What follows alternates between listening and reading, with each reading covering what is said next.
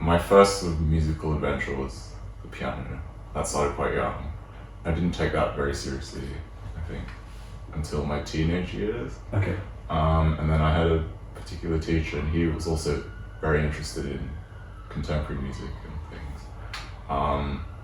The thing I remember is him talking about Chopin etudes and how you could play Xenakis and Ligeti with the concepts in those pieces. And I think that's still stuck with me until today. And then, well, composition didn't really come until it was a tertiary study, really. Just because it's something you could have done and had some extra tuition with. And then since that, it's just sort of taken off, I think. Fascinating. Yeah. I mean, it's always amazing, isn't it, to hear about the teachers that impact people and what a profound difference that can make on people's lives. What kind of age were you when you met this teacher? Probably 15. Okay. And so that's sort of quite a pivotal moment for a lot of people, I guess. And that's when you started to get introduced to more modernist and more contemporary music. Yeah, I remember finding the rather tame things a little bit strange. Until then I hadn't even heard of composers like Ravel. So it was quite chill too, I think. Well, it's nothing wrong with that. And I remember finding some of Ravel's music a little bit strange, which now today just seems could be easy listening if you really wanted it to be. And so, do you play much of this music? Do you play Xenakis? Do you play Ligeti? I'm working on 4 Ligeti etudes at the moment, and no Xenakis. I think there's a limit to how many notes you can process at once. And Xenakis goes over that limit. Yeah. What's it like playing Ligeti? A bit of brain training, I think. Yeah. And a lot of the sort of ways of thinking about the music are quite foreign when you've been playing Schubert and things for hours and hours. That's interesting. So do you think there's a real difference between late 20th century composition and 19th century music?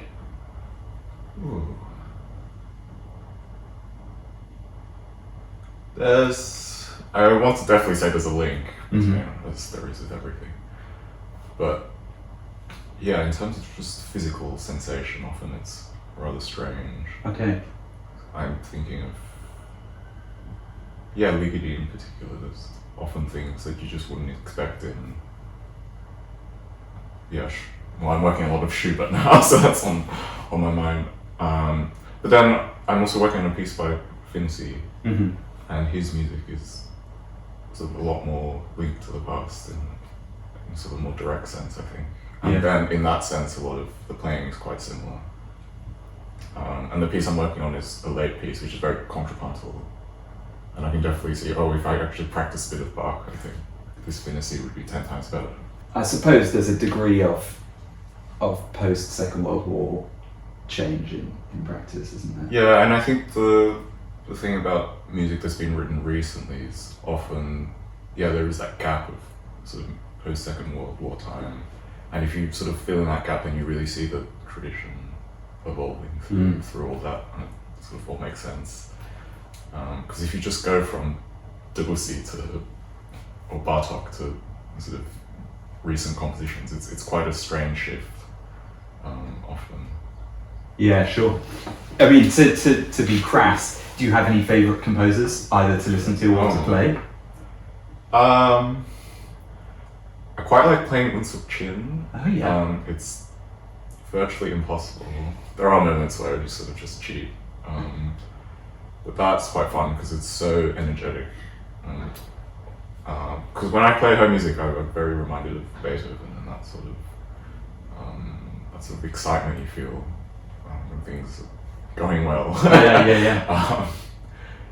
And now I'm working on a big Schubert program, so that's very different. That's all very still and calm, which is another sort of test of personal strength. So what Schubert are you playing? Tell us a bit about that. So the piece is linked to the Finzi, the Relique Sonata, which is the big C major work. And then the F sharp minor sonata, which is an incomplete work. Yeah.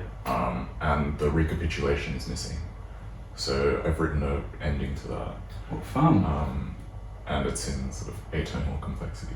So going to shock some audience. Brilliant. That's so interesting. So it's like a sort of recomposition. Yeah, I mean, it's interesting through that process because in that process of recomposition, you really have to take apart someone else's music.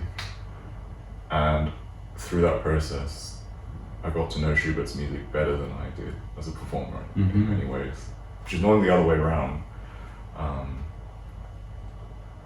But yeah, I think, and then you sort of try and interpret Schubert's music as a composer, and you have to think very abstractly, because if you just copy the technical processes, then you end up with something that sort of sounds half Schubert, not very nice really. Yeah, so you want to go fully one way or fully the Yeah, other. and the real difficult thing in producing that piece was the differences between Schubert's music and my music. Because again, Schubert's music is often very still and drawn out, and a lot of my music is the opposite of that, sort of a billion notes at once. And it's finding that sort of meeting point, or how to bring one particular aspect into the other world and the other way around. That sounds totally fascinating. So, tell us a bit more about composition. You said you got into it at university. Yeah, so it was a second study, and then it just kept on going, and it's very different to performing, and then it's a sort of welcome change from practicing all day, and to almost have more ownership over certain artistic output, and it's very different in the sense that the ownership is towards the actual score, whereas performance is a sort of more of the end product. And yeah, it was a sort of constant battle between the music I was playing on the piano and how that sort of translated to the music I was writing, because I do play a lot of standard repertoire. I think at the beginning of composing, it was sort of trying to get that out of my head in a sense, because all these things, quite conservative harmonies and rhythm and sort of structures, sort of seek their way into your composition, and yeah, that's not particularly helpful. But eventually, I did sort of start to add more new music in my repertoire, and now it sort of all feeds in, because again, I can see the whole historical trajectory. Yeah, very good. And what's it, I mean, you write presumably a fair amount for piano. What's it like writing for instruments you don't play? It's more freeing, because when I write for piano, I'm always worried whether it's playable. Whereas for other instruments, you just don't care. No, exactly. I trust someone else to do the hard work. Well, often I don't really like learning my own music. So yeah, it's a privilege to not have to play one of my own pieces, I think. Yeah. And so you grew up in Australia? Yeah, so I was born in New Zealand actually. Okay. And then I was raised in Sydney, and until I stayed there until I came over here to do my undergrad. And so what's the music scene like in Australia as compared to in the UK? Well, there's definitely more in the UK. I don't want to upset anyone. Yeah. I mean, there are some very good new music ensembles, and there are really interesting things going on. Do you notice any difference in programming or in approach? Yeah, I think there's more of a tilt towards American music in Australia rather than European traditions, which I think is probably starting to happen here as well. That's not to say that they don't program sort of crazy things like I've seen in Xenakis, but yeah, in Australia, in the sort of art music scene, especially recently, there's more influence of indigenous cultures and things, which is completely foreign to the UK in many ways, especially that kind of culture in Australia, which is really interesting to see and to hear.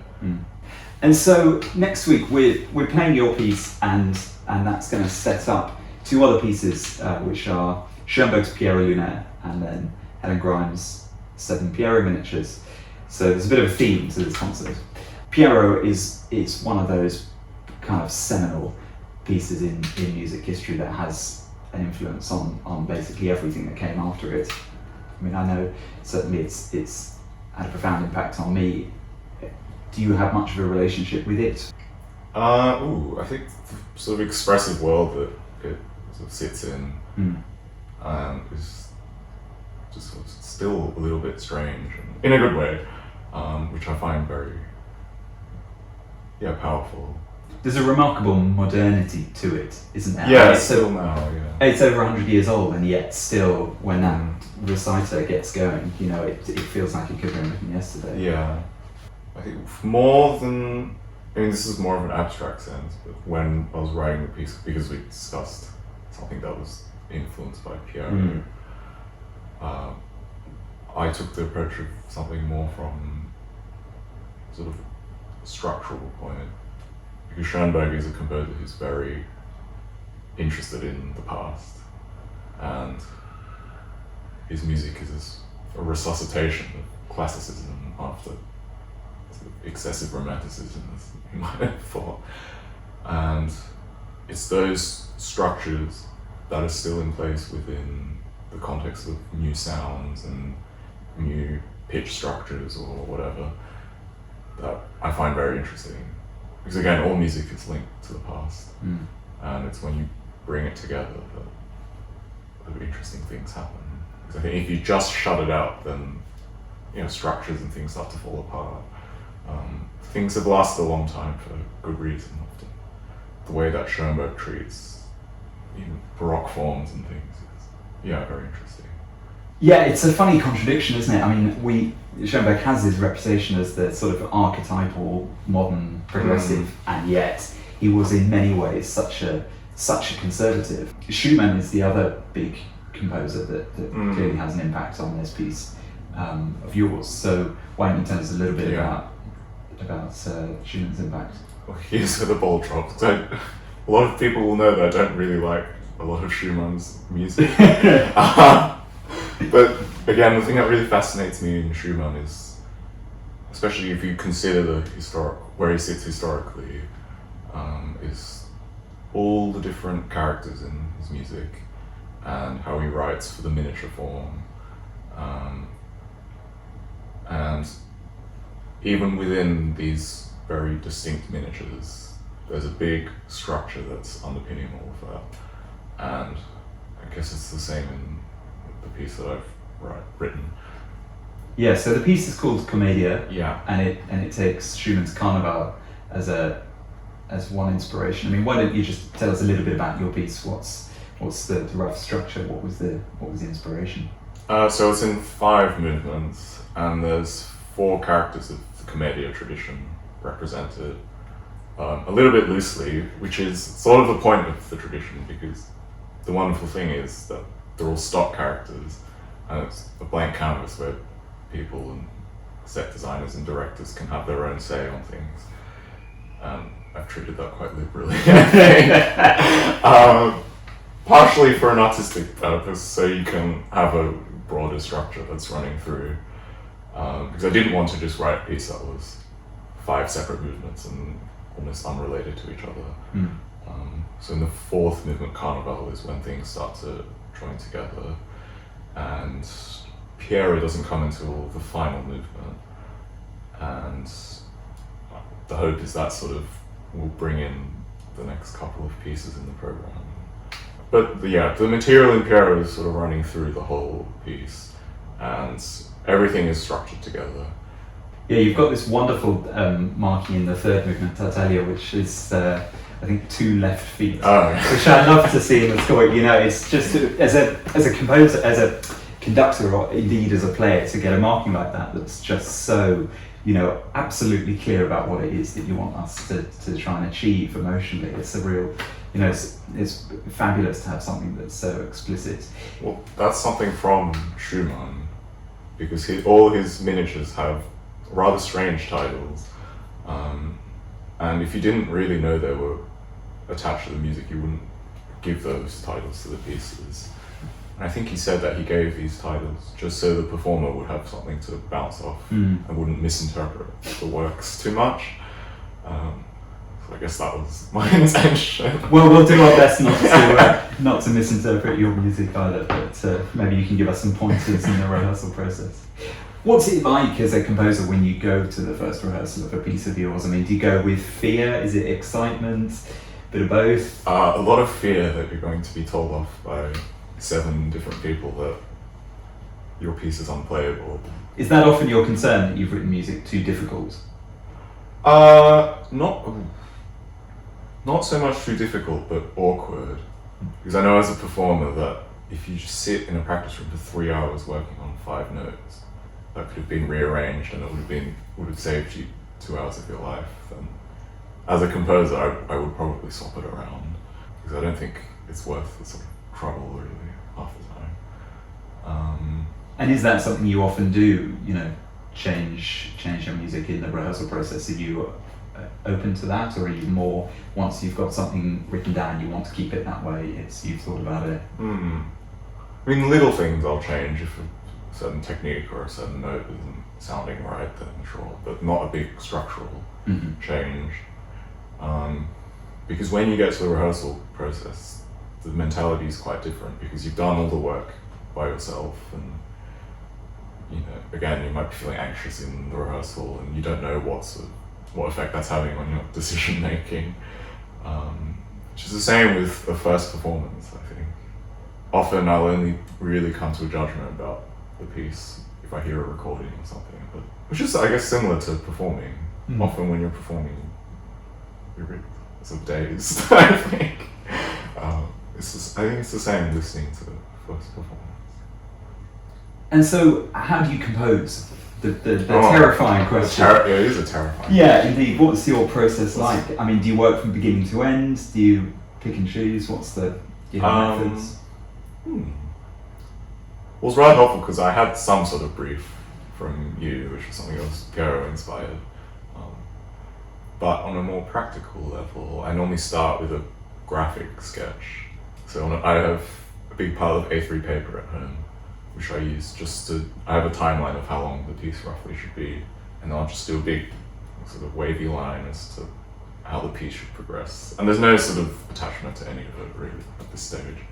And then once I have that, I start to flesh out certain parameters like dynamics or sort of the ways you use pitch and instruments.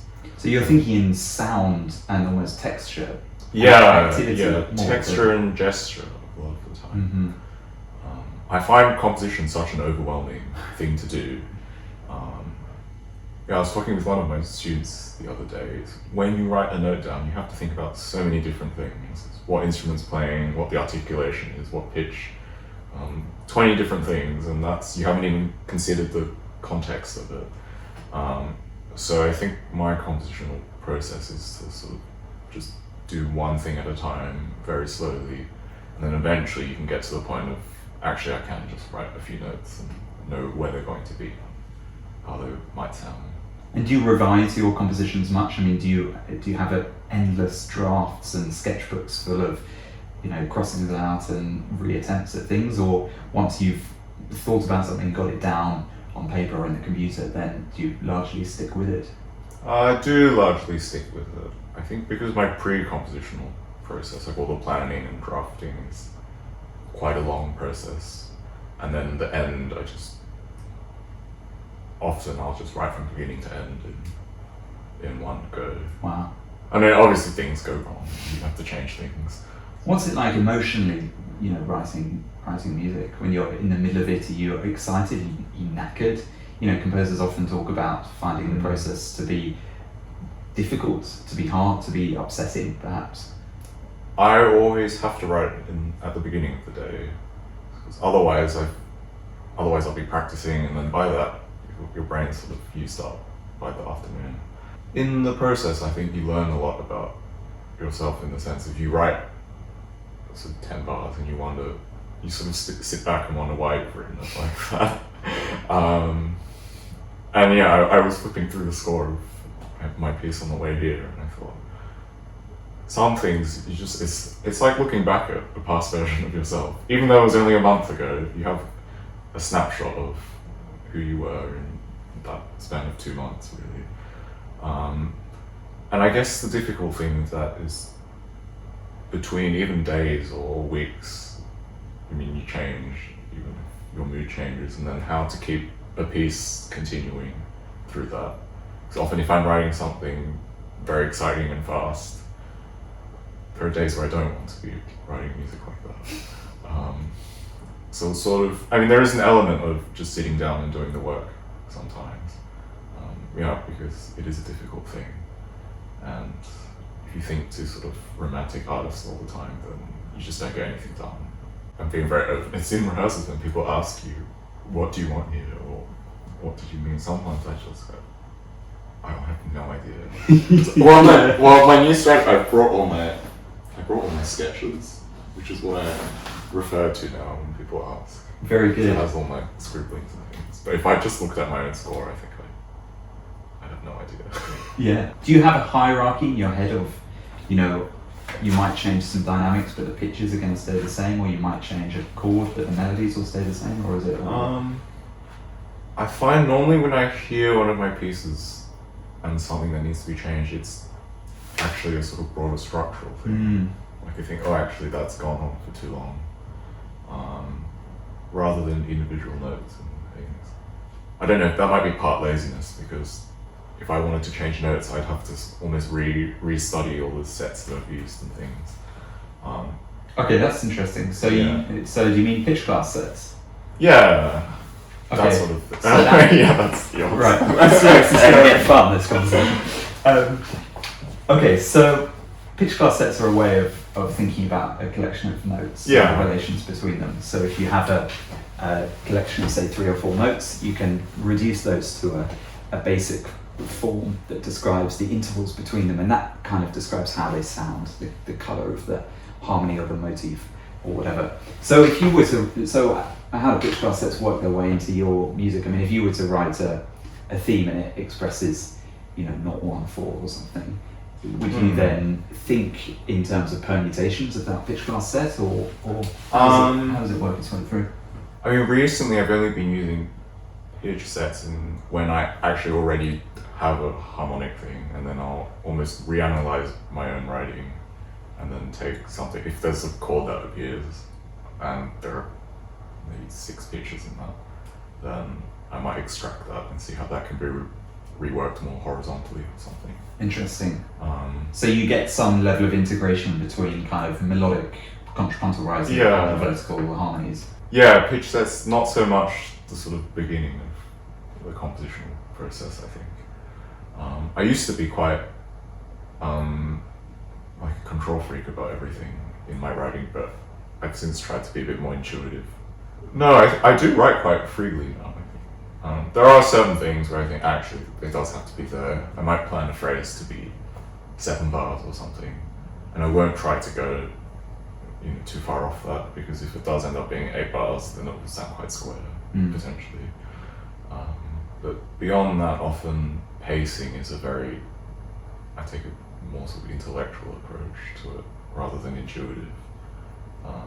What do you mean by that? I just think, if I've had X amount of time rather slow or at this tempo, then proportionally, I might have another 2 minutes a bit faster and see how that fits in. I still don't know if that's the best approach, because I just sometimes show up to the first performance and I think, actually the pacing is really terrible.